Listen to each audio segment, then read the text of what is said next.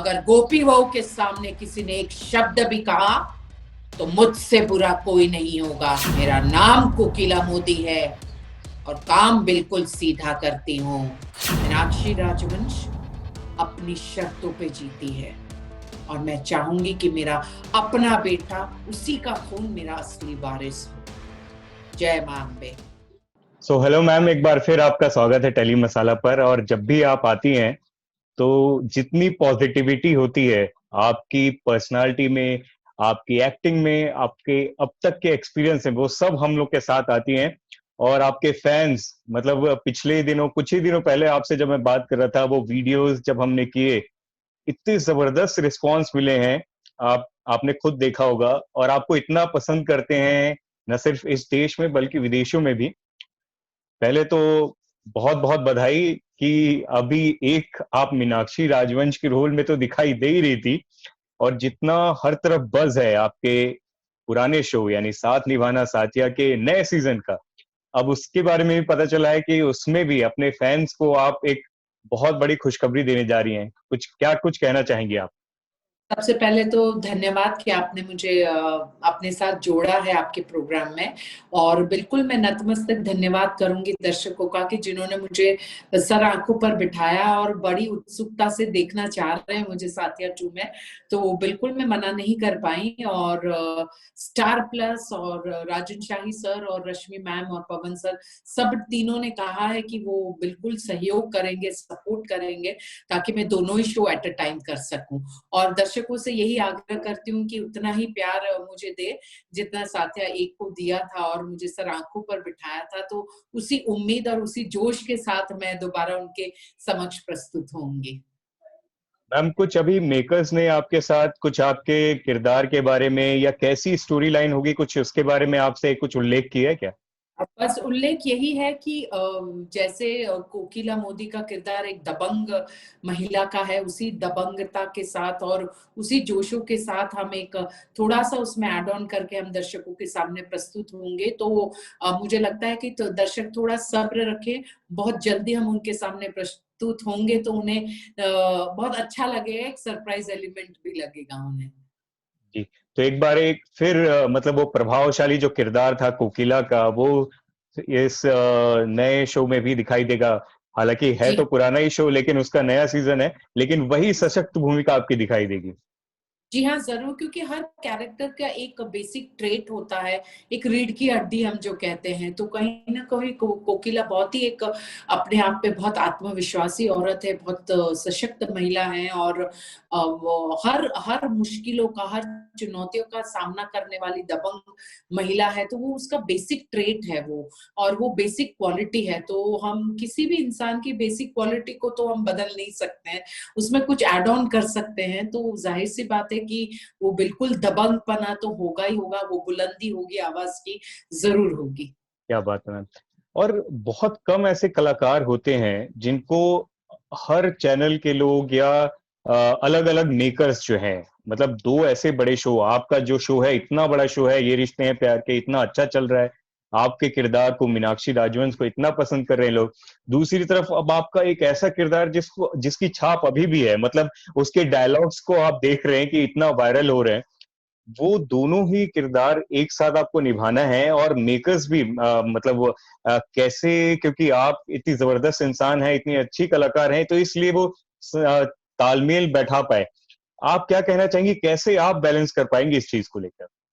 जी बिल्कुल, मैं शुरू में जब मुझे ये दूसरा शो भी के लिए अप्रोच किया गया तो मैं बिल्कुल भयभीत थी और बहुत टेंशन में भी थी, क्योंकि दोनों ही किरदार बहुत सशक्त है, दोनों किरदार बहुत ही अहम है दोनों शो के लिए। और ऐसा कभी नहीं होता है आम तौर पर कि एक कलाकार 2 सशक्त भूमिकाएं एक साथ निभाए, क्योंकि जिम्मेदारी तो फिर बहुत ज्यादा होती है अगर आप सशक्त रोल कर रहे हैं तो।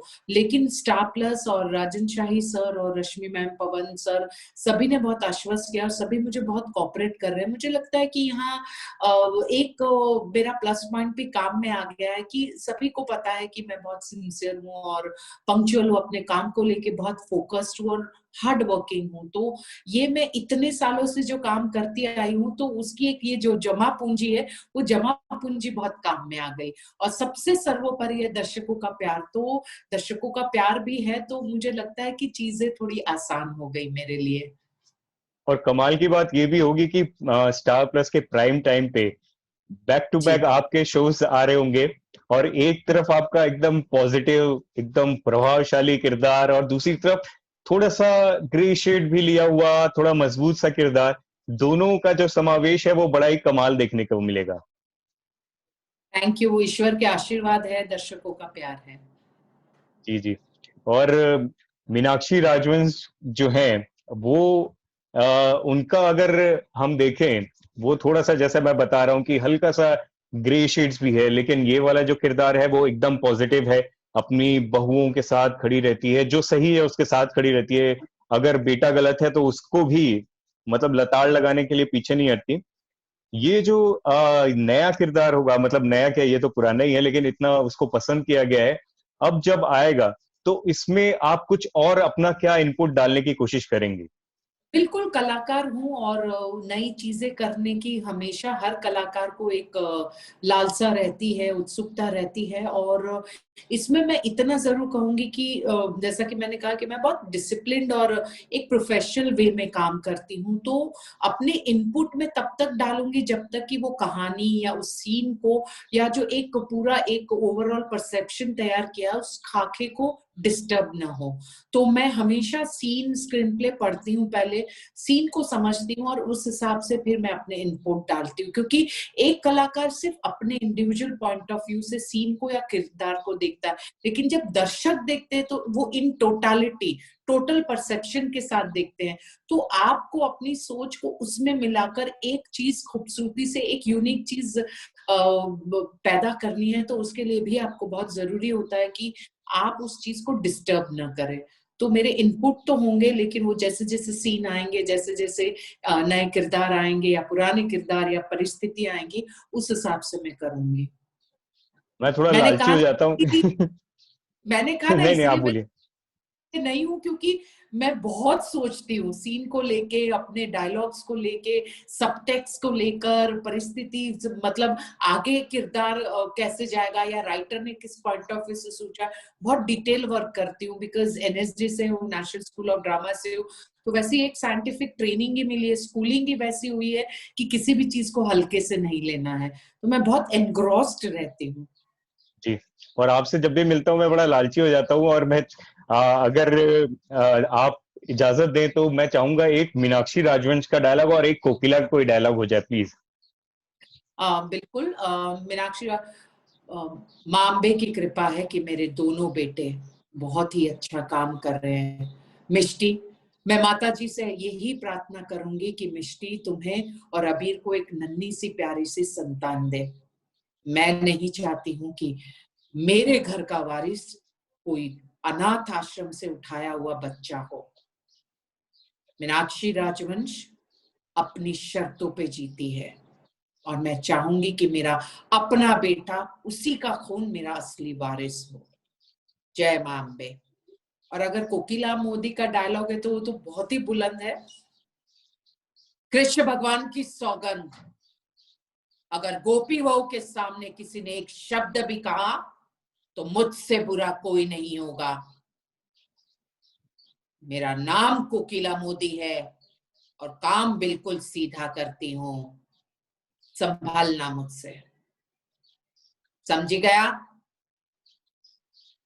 Thank you so much ma'am. मतलब ऐसा लगता है कि वो आपके ना स्क्रिप्ट, मैंने पिछली बार भी बोला था कि वो स्क्रिप्ट आपके दिमाग में, मस्तिष्क में एकदम चलती रहती है, और आप हाँ। Switch on switch off mood में रहते हैं कि तुरंत जो रूपल जी हैं वो इतनी प्यारी, इतनी जबरदस्त उनकी पर्सनालिटी, और जैसे ही वो मीनाक्षी या फिर कोकिला के अवतार में आती हैं वैसे ही प्रभावशाली डायलॉग्स और लंबे लंबे डायलॉग्स बोलना, ये सबके बस की बात नहीं है। पहले तो इसकी तारीफ करना चाहूँ आपकी। Thank you. अंत में, ईश्वर, ईश्वर के आशीर्वाद। अंत में आपके जो फैंस हैं, जो इतने सारे लोग हैं, इतना जो आपको प्यार देते हैं, उन सभी से क्या कहना चाहेंगी? साथ निभाना साथिया टू और ये रिश्ते, मीनाक्षी राजवंश और कोकिला, दोनों के लिए क्या कहना चाहेंगे आप? मैं सभी दर्शकों से नतमस्तक पहले प्रणाम करती हूँ और उनसे आग्रह करती हूँ, विनती करती हूँ कि आपने हमेशा मेरे काम को सराहा है, मुझे सराखों पर बिठाया है।